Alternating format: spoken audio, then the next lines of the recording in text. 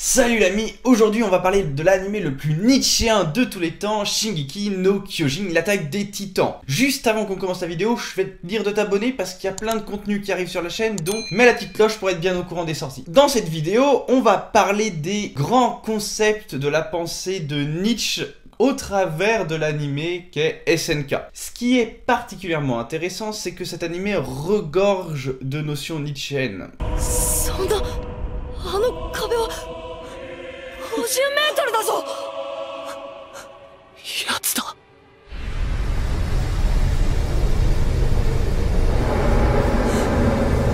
巨人だ。 Notre première observation nietzschéenne va se passer dans la dualité antagoniste-protagoniste qui est entre Sig et Eren, les deux frères, qui ont deux visions du monde qui vont s'affronter à l'intérieur de l'anime, surtout dans la saison 4. お前だけが始祖ユミルに命じることができる。俺と草葉さんとお前の夢だ。頼む、世界を救ってくれ。エレン、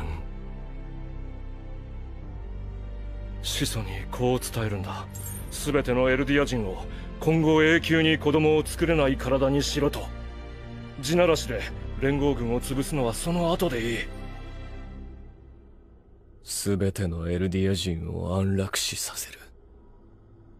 エレン、こんなふざけた計画、俺は到底受け入れられない。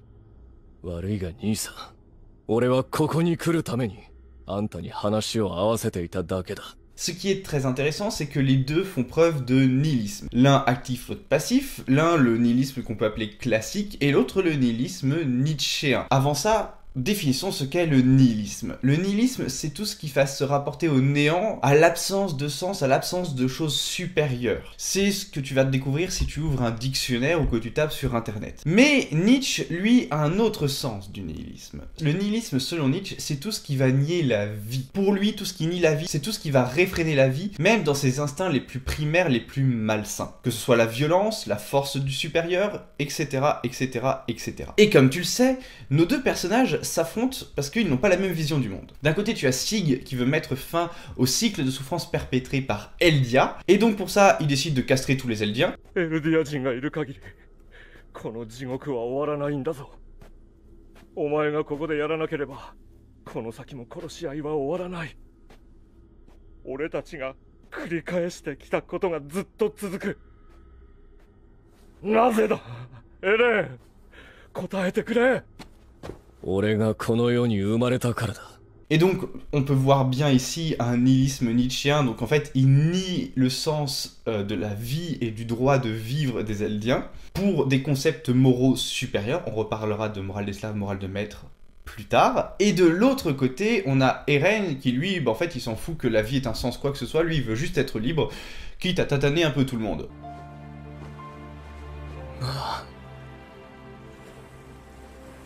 向こうにいる敵全部殺せば俺たち自由になれるのか。 Donc, bah voilà, on a un nihilisme global, parce qu'on a un nihilisme qui nie le sens supérieur, qui nie la moralité, puisque de toute façon, c'est le plus fort, c'est comme ça que ça fonctionne. Et, comme je t'ai annoncé, ce qui va avec ces nihilismes-là, ce sont des concepts moraux différents. Et pour ça, je vais te recommander cette lecture, Généalogie de la morale de Friedrich Nietzsche. Dans ce livre, Nietzsche va nous expliquer que les morales peuvent être séparées en deux parties. Les morales, ce sont les choses qui vont permettre de classer entre le bien et le mal. Et pour ça, Nietzsche va nous expliquer que quand le faible veut se défendre, il va utiliser une certaine forme de morale, et quand le fort veut s'exprimer, il va utiliser une certaine forme de morale. Les deux ont une volonté de puissance. En fait, la volonté de puissance pour Nietzsche, c'est la force vitale. Ce qui va nous intéresser, c'est que les deux personnages montrent ces deux types de morale. D'un côté, tu as Sig qui a une morale d'esclave, de faible, et de l'autre côté, tu vas avoir Eren qui a une morale de fort, aristocratique, une morale de maître. La différence entre ces deux morales tient que d'un côté, en fait, la morale d'esclave va essayer de protéger le faible, et de l'autre côté, tu as la morale de fort, qui est en fait juste l'exécution de la volonté du fort. Une personne qui a une forte morale de maître va détester la faiblesse, la médiocrité et va plutôt aller vers des valeurs telles que la puissance, en fait, une certaine forme de vertu, mais pas dans le côté chrétien de la chose, puisque Nietzsche n'apprécie pas vraiment ce côté-là. Donc pas un côté vertueux dans le sens qu'il faut faire le bon pour le bon, mais dans le sens il y a une amélioration de la puissance et il faut aller le plus possible dans l'exécution de la puissance et donc faire preuve de cette volonté de puissance. Il ne faut pas tomber dans le piège que l'idée de vertu, c'est l'idée d'un idéal ascétique. C'est d'ailleurs ce que va dénoncer très souvent Nietzsche au travers de ses écrits. Il va expliquer que la chrétienté nuit à l'expression de la vie, parce que la chrétienté va dénoncer la violence, va dénoncer l'oppression du plus faible. Pour en revenir à nos personnages, il y a un autre personnage, un deutéragoniste très intéressant qui est Armin. Armin, son rêve, c'est de voir la mer.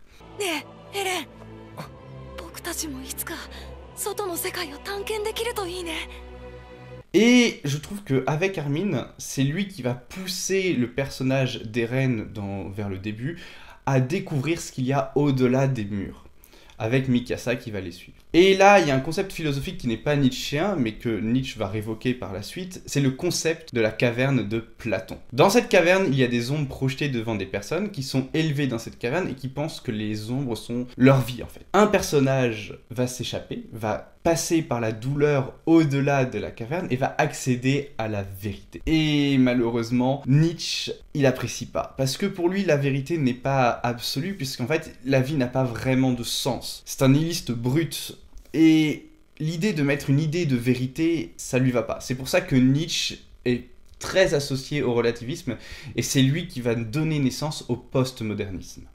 Cette révocation de la vérité absolue par Nietzsche est juste illustrée de façon magnifique à ce moment très précis où Armin découvre la mer. Donc sa vérité est sortie de la caverne. Et là, Eren montre du doigt l'ennemi au-delà des mers. Blam! La claque. Il se prend une mandale parce que cette vérité qu'il cherchait tant, cette absolue au-delà de cette caverne, eh bien, n'existe pas. Eren l'a balayé d'un revers de doigt. Et la douleur que cela représente, comme Nietzsche nous l'explique si bien, est illustrée par ce lâcher de coquillage. Un autre antagoniste va retenir notre attention dans la suite et c'est Reiner. Reiner, il est partagé. Il attaque l'île de Paradis dans une idée guerrière. En fait, il pense que ce sont eux les méchants et lui les gentils, tu vois. Il est totalement dans un système de morale, d'idéologie. Puis en fait, il se confronte au réel. Il se confronte à l'idée que finalement, les personnages sur l'île de Paradis ne sont pas forcément méchants. Et là, il est complètement perdu, notre pauvre Reiner. Il va souffrir énormément. Nietzsche explique dans Généalogie de la morale que l'humain est capable de tolérer des douleurs absolument immenses. Mais à une seule condition, c'est que celle-ci ait un sens. Si la douleur perd son sens, alors celle-ci n'est plus tenable pour l'être humain. Et là, on a un problème. Parce que Reiner, il a enduré énormément de douleurs, puis il perd le sens, et là, il sombre, littéralement. Il va continuer de combattre, faire preuve de courage, de force et compagnie, mais au fond de lui, il est rongé par la culpabilité des deux côtés. Les deux morales, que sont les morales d'esclaves et les morales de maître, s'affrontent en lui.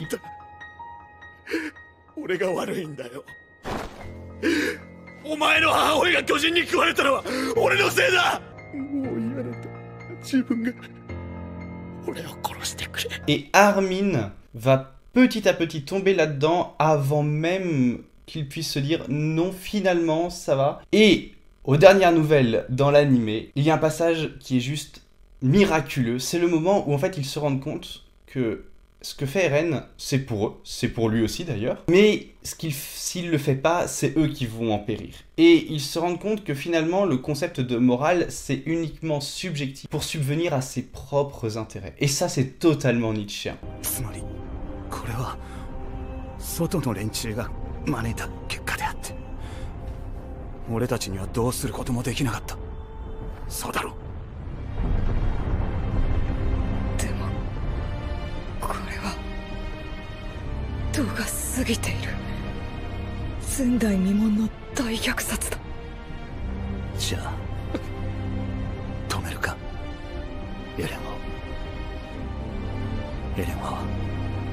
Mais 安楽死計画で俺たちを虚勢しようとするジークを拒み、始祖の力を維持するためヒストリアを犠牲にすることを拒んだ。